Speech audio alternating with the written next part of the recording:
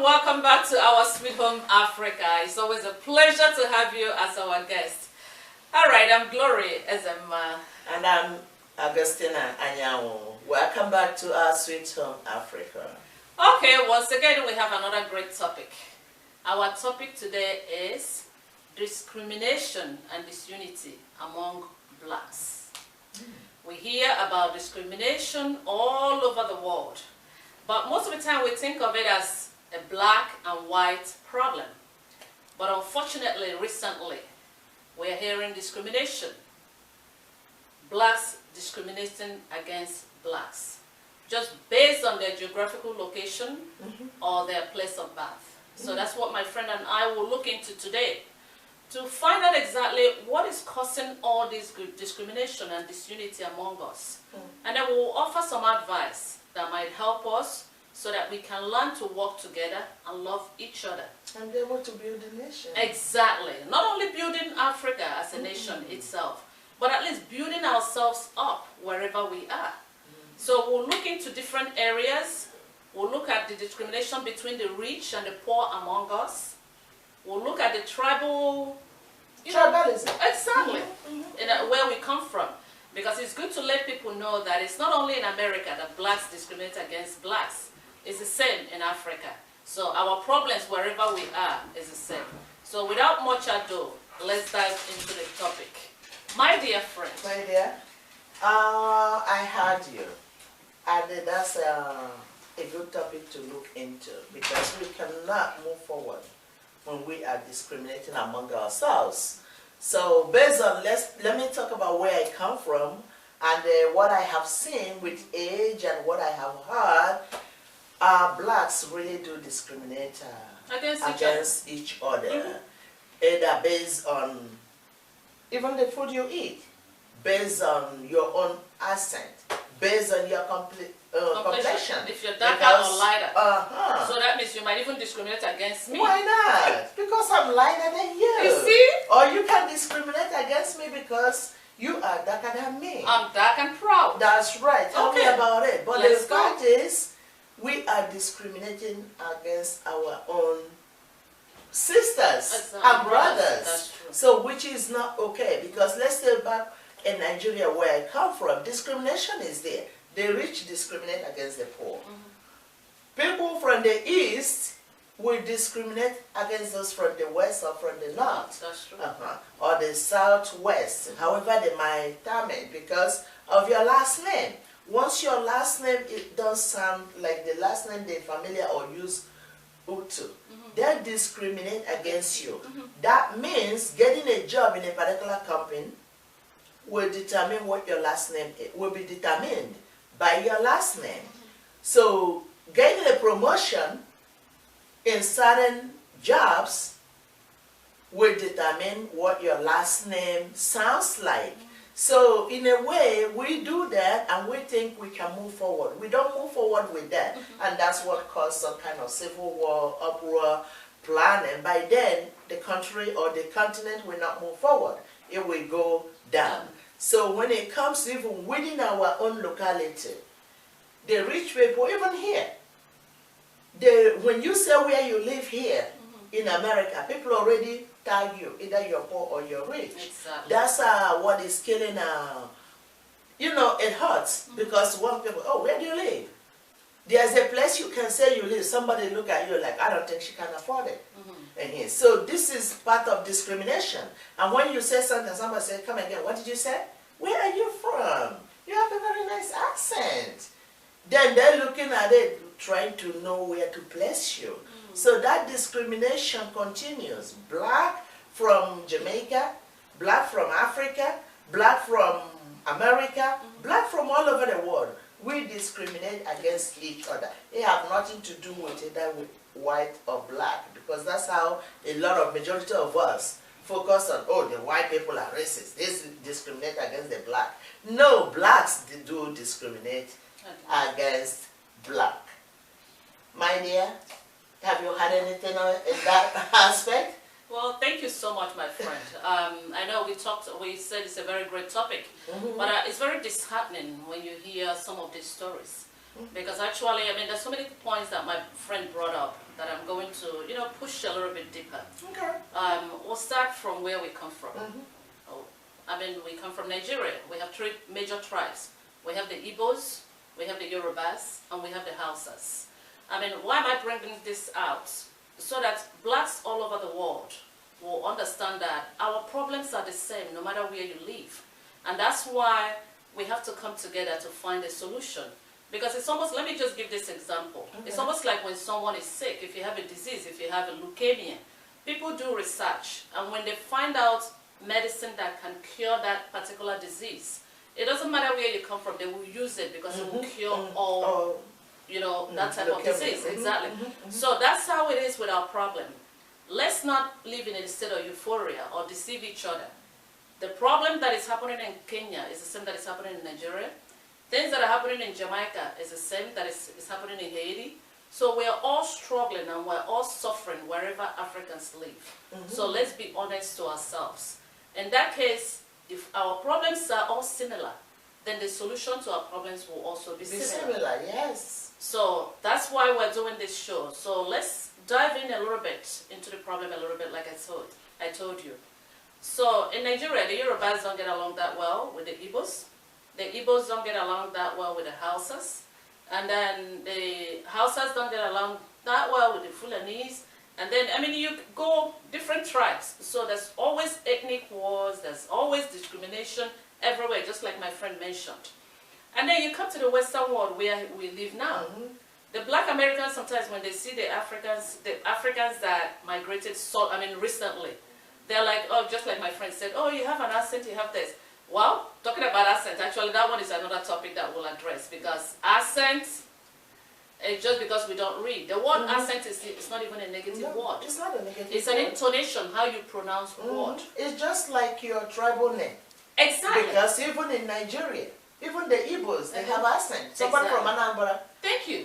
Speak, you know, when an Anambra person says something, you will know they're not from Imo. Even in Imo State, when somebody from Owerri says something, you will know. That's an intonation, like you said. That's exactly. I remember that we have gone into the dictionary and find out the word accent. It's not a negative word. That's right. You can, if you're from Europe, you have a European accent. If you're from Africa, you have an African accent. What I mean, if you're from Nigeria, if you're from America, you have an American accent, and they're all good. It's almost like when someone sees me and says, Gloria, you have an accent. I say, yes, of course. I love it. I have an accent. I have a Nigerian accent. All right, so going back to what we're saying.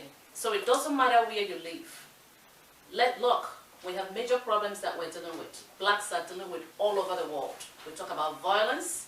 We talk about poverty. These are problems that we're dealing with. So for us to start discriminating against each other, you were born in London, you were born in Europe, you were born in this. It's like I said, it's very disheartening because our challenges are the same. So why don't we focus on our problems right now? We're talking about poverty, we're talking about unemployment, we're talking about so many things. What about diseases? That is all over the place. So for us to bring discrimination among us, it's almost like introducing more problems into the problems that we have already. So we really have to think deeper and see what is causing this. But I'll let my friend talk a little bit before I go back between the discrimination between the rich and the poor in Africa and in America and Europe, what we have seen so far living in diaspora. So go ahead, my friend. All right, thank you so much. Like you usually say, you said it all. So in a way, all I have to tell our people is that love conquers everything. If you, right in your mind, know that everybody is being created equal, but it's a matter of that chance, or you have a better opportunity than somebody else, that shouldn't make us look down. Because when you look down on somebody, that's when that discrimination comes. When you think you're more superior than somebody else, that's when you discriminate. But once you have that love of God in you, you know that all men are being created equal. But the only thing is that maybe you're so fortunate, either by birth or by inheritance or working extra hours, position you or reposition you. That doesn't mean you have to discriminate. So I even see that people that speak English, even in this country, and those that have their native language. So some people think that they are more superior than the other person. It shouldn't be like that. We have to have that mind and say, if I'm this person, how would I like to be treated? Once we have that, I think that will help us as individuals to move forward. It will help our neighbors, but we got to find out the definition of a neighbor, because it's not somebody that you're sharing a fence or your driveway with. You have to know who your neighbor is. So try to treat all men and the women, all men and women, the way you would like to be treated, whether you're in a higher position, whether you're in a lower position, because we're going to talk about those that don't have the way they have the house to make it. So no matter where you find yourself, try to treat everybody the way you would like to be treated if things turn around. So by then, you will not have a heart to discriminate, because it's an individual thing. Once we start doing it in an individual way, collectively, we will be able to get rid of it, because it's just a disease. It's eating everybody. When you are in some kind of, let's say over here, you used to live in a project, and things get better for you. Now you live in somewhere else that only the rich can afford. When you get there, you will just like completely, oh, I used to live there. Then when you come in there, one person said, oh, I have a car. That I have two cars. One, when I'm going to such and such place, I use it. But when I'm over there, I use the other kind of car. That's discrimination. That's true. You're discriminating among those that live over there. Let's clear our mind. Let's take all those things out of the way, and then be able to focus and see each other as a human being that is being created by God. My dear, go ahead and talk to us about where we live, the rich and the poor, what you think is causing the discrimination there. You know, thank you so much, my friend, actually, because you nailed it on the head. But let me push it a little bit. Go ahead, left, right, front, exactly. Get it done. Exactly. Thank you so much for bringing that up. It's very important, because we talked about discrimination, but the rich and the poor among us really do not get along so well. And let's go a little bit deeper to think of what is causing this. You see, just like my friend mentioned, a lot of people, now we're addressing everyone, every African, wherever you live. In Africa, in America, the black Americans, everywhere. Wherever you live, in the island, everywhere. Exactly. So what we're saying now is applicable to all of us. We have seen that the rich, once they get rich, and a lot of them sometimes, like my friend said, they grew up in the ghetto. And then you hear on the news and they're like, oh, you know what, I remember when I grew up in the ghetto, I used to do this, and now they have become super rich. But the ghetto made you who you are. Well, you're right. Now they're super rich. When they're super rich, now they run away from the ghetto. They find a house, maybe a beautiful house somewhere in the suburb, or they move away completely. They run away from their brothers, and now they become afraid of people that live in the ghetto. They don't even want anything to do with them. They not even get over there. They said, oh no, when we get over there, they will kill us, they will do this, and they will do this. And when I came to this country, I started looking at everyone. When you go to Hollywood, you have multi-millionaires that are blacks.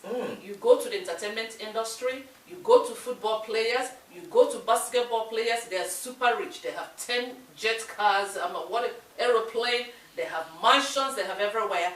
And then they keep on talking, oh, I grew up in the ghetto. Of course, you grew up in the ghetto, but now that you have escaped the ghetto and you have become so rich, why don't you go back and help your brothers that still live in the ghetto? Because you were fortunate enough that God picked you among others and made you super rich. But now you're afraid of your brothers. Then who is going to pick up those people in the ghetto but us? So now I'm addressing all the rich blacks that are all over the world. Now we're afraid of our brothers. Now we live in a beautiful place. We don't want to hear anything about them. We'll call them they're poor, they're this, and they're this. Why don't we go back and find out what we can do to lift our brothers up that are still living in ghetto? Who else is going to lift them up? Who are we waiting for? Are we waiting for the Westerners? No, it's you. that have made it that it's your responsibility to go back and rescue your brothers that are still in the ghetto by helping them out. You can offer scholarship, go over there, offer scholarship, so that we can lift each other up one by one. You were lifted up by someone, and most of you, the Westerners, lifted you up. So if they were discriminating against the poor, I don't think they would have come to the ghetto to go and pick you up. Because when you look at them, I'm sorry to keep on going, my friend. Go ahead, go ahead. Remember, yeah, it's a music to my ear now. Exactly. On Go this ahead. show, what we usually do is we compare our own life to the life of the Westerners and see what they're doing that is working well for them.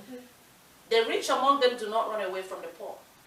Actually, the rich among them come closer to the poor. That's why they donate a lot. They establish scholarship fund to lift up their own people. So that's why whenever you see them, it looks like all of them are rich, because the rich ones go back to lift the poor. So that's what we're saying that our people should start doing. Instead of discriminating against each other. When you have it, you're like, my brothers, I don't have it, I don't have anything to do with them.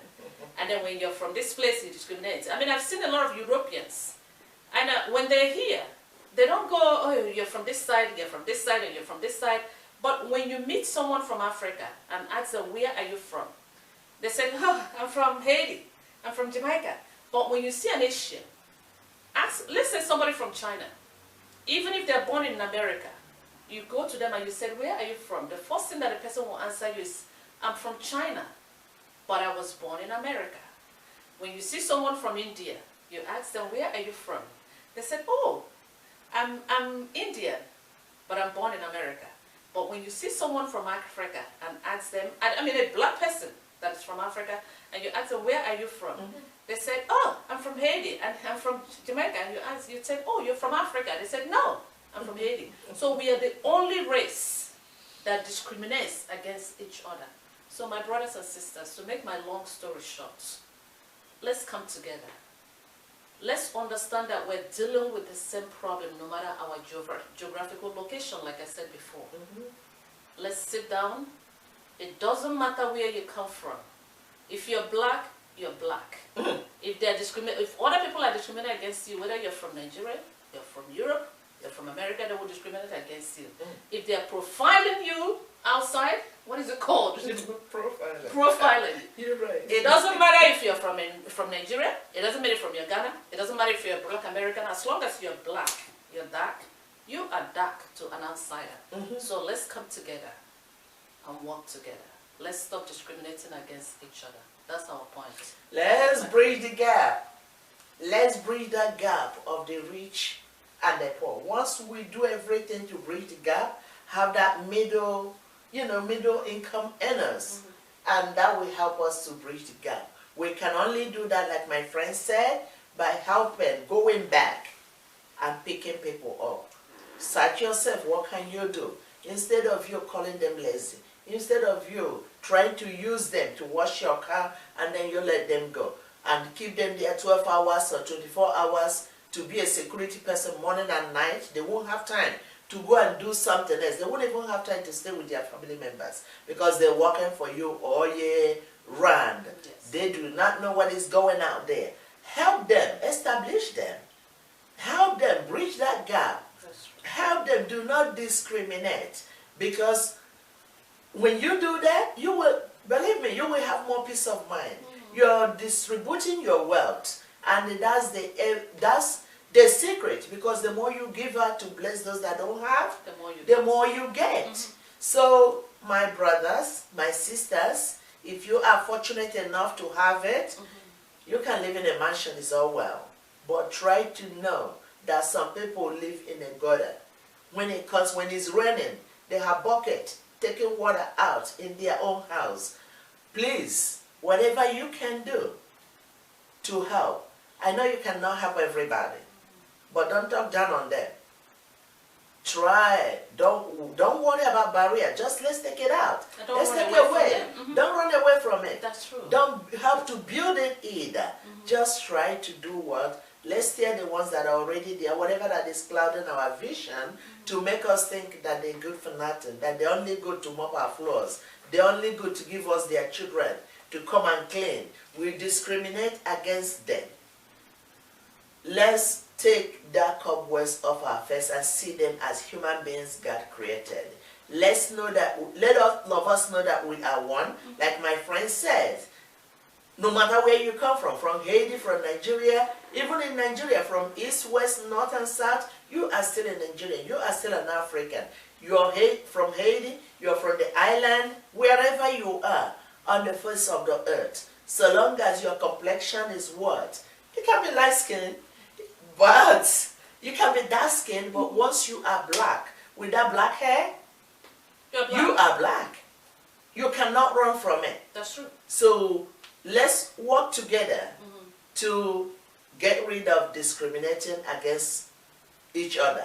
Let's stop discriminating among ourselves. Let's work together to fix it, to build up each other, and make Africa as a whole a better place to live, so that we can be running back and forth looking for a job when we have a whole lot of stuff to do back home to build it up.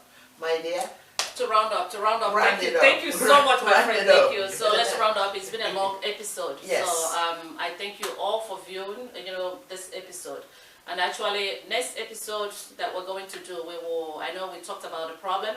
We'll give you a little insight on what you can do to help the brothers in the ghetto and everywhere they are, so that we can lift them up one by one. Like my friend said, you're not going to lift the whole world up, but if you lift one person up, that person will lift another person. That person, another one will lift another one, and then we'll eventually go up. That's how other races did it. It's not magic. So they all did it one by one, and they all went up there. So that's our topic today, and that's our insights and our advice today. And to cap it, actually, that's something important that I need to remind you. Okay. And because and I tell people, define yourself. If you don't define yourself and allow others to define you how they want to define you, because that's a definition that they have given blacks, especially the ones that live in America, and the black Americans and the black Europeans everywhere. You hear sometimes they change names. Sometimes they call them Negro. So other times they call them Black Americans. Other times they call them Afro. Then they call them nigger. Recently, no, that one is a negative word. But recently, I have had everybody being colored say even to themselves, "I'm a woman of color. I'm a man of color." But once again, let's go back to the dictionary. That's what I said that our people do not read. Define color.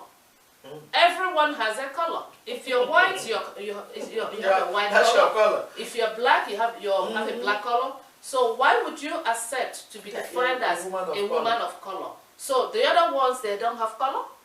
So once again, if that's what you want to answer, fine.